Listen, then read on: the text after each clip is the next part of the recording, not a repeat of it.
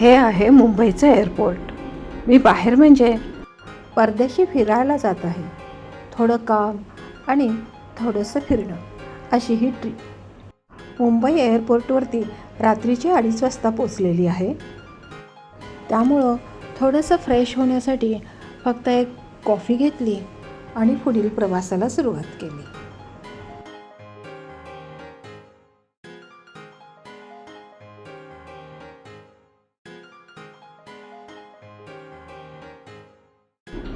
हे आली आहे मी कंबोडियात. हे कंबोडियाचं एअरपोर्ट. इथून आता आमच्या बॅग्स कलेक्ट करणार आणि पुढे निघणार. चला, बॅग्स तर कलेक्ट करून झाल्या. हे बघा, हा आमचा गाईड. त्याने छान हसून स्वागत केले आणि आम्ही कंबोडियाची राजधानी नॉम पेन या शहराकडे जाण्यासाठी निघालो. खूप थकलेलो असलो तरी त्या गाईडच्या हसण्यामुळे सगळा थकवा निघून गेला आणि तो कंबोडियाची हिस्ट्री सांगत सांगत गप्पाही छान मारत होता.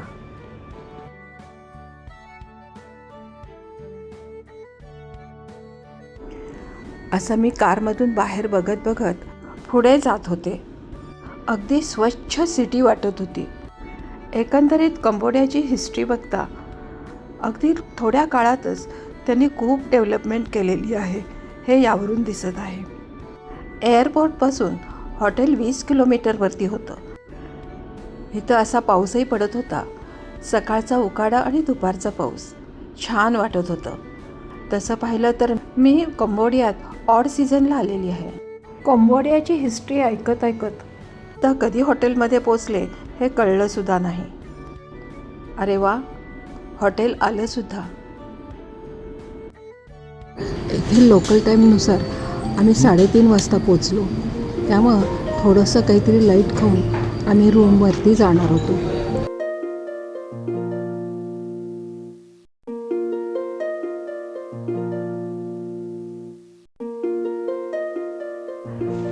असा आम्ही हॉटेलच्या रूफटॉपवरती रेस्टॉरंटमध्ये गेलो आणि अगदी थोडंसं म्हणजे स्मॅश पोटॅटो, ग्रीन सॅलेड आणि गार्लिक ब्रेड असं थोडंफार खाऊन विश्रांतीसाठी रूमवरती गेलो. दुसऱ्या दिवशी सकाळी मात्र छानसा हॉटेलचा नाश्ता केला आणि पुढील प्रोग्रामसाठी बाहेर पडलो. इथं सगळ्या नॉनव्हेजच्याच डिशेस जास्त असल्यामुळं मी मात्र मला पाहिजे ते खायला घेतलं.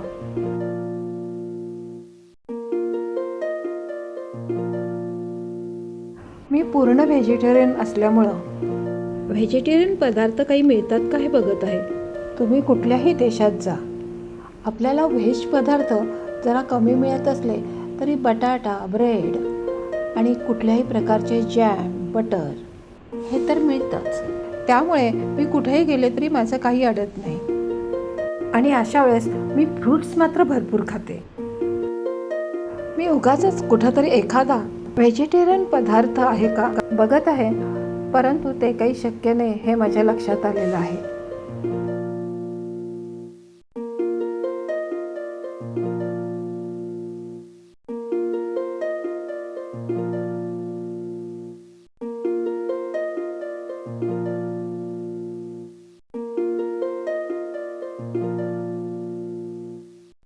मी इथं ऑरेंज ज्यूस, ग्रीन सॅलेड, थोडीशी फ्रूट्स आणि कॉर्नफ्लेक्स घेऊन bread, peanut butter, mix fruit jam, pineapple jam असं खाऊन घेऊन साईट सीनसाठी बाहेर पडले.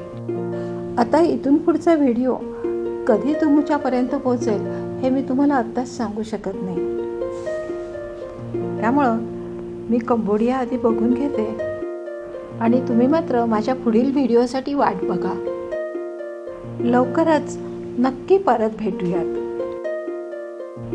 बाय.